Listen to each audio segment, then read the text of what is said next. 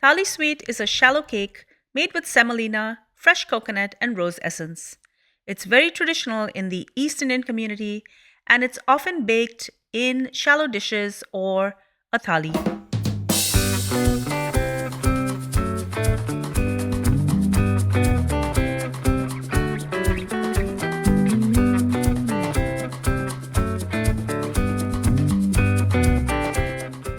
Whip together 5 egg whites. I like to use a narrow jar like a measuring jar as it helps to whip the eggs faster. By the way, this works great when you're whipping cream as well. As you whip, the eggs get foamier and whiter. This has already reached the 2-cup mark. It's a soft peak now and I will whip it for a few more minutes and then keep it aside. Start creaming the sugar and the butter together. I have 100 grams of butter and this is at room temperature, and I'm going to add 400 grams of sugar. Beat this well together. It's winter here in Canada and even butter at room temperature can be pretty cold, so I'm working this a little bit longer than I would have needed to in the summer.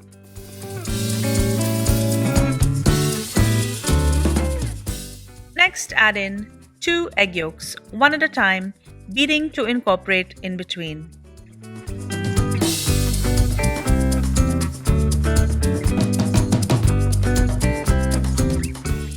I have 350 grams of semolina here and I'm first going to add a quarter of it. I'm going to mix it in and then add another quarter.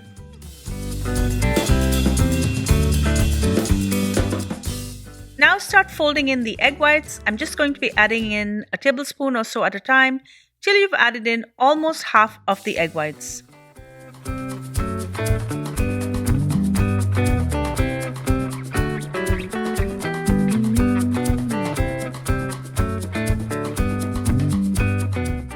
After this, I'm going to add in the rest of the semolina and I'm going to mix it in again with the whisk.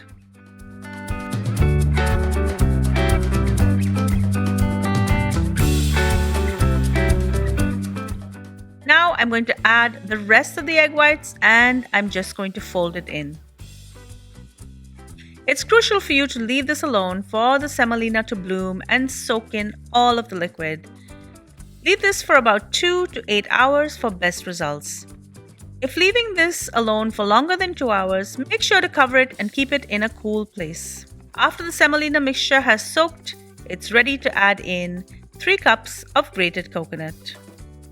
I'm using frozen, defrosted coconut so it contains a bit more moisture.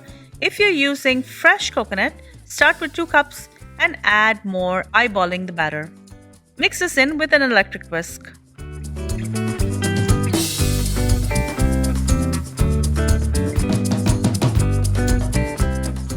Now add in 1 teaspoon of rose water and 1 teaspoon of baking powder and mix it again. I find that the rose water in this recipe is just enough.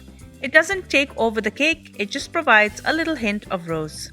I have a few thalis here. I'm going to be using this one.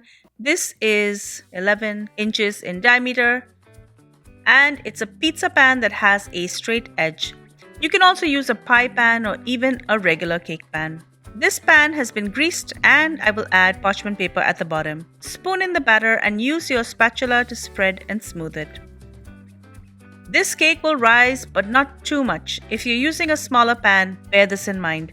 You will need to make sure to leave enough room for the cake to rise. I've left about half a centimeter. Bake this in the oven at 350 degrees for 30 to 45 minutes. Be careful not to overcook it as the cake can dry out. Once done, remove and allow the cake to cool. As you can see, my cake has risen and it's almost to the top of the pan. Allow this to cool completely and then unmold it. To cut it, place it on a board. I like to use a ruler for consistency, but you can just eyeball it and cut in one direction and then cut again in another direction so you can get diamond shapes. This is the traditional way to serve this cake. You can cut it any way that you like. You can serve this thali sweet as is. However, I am going to jazz it up.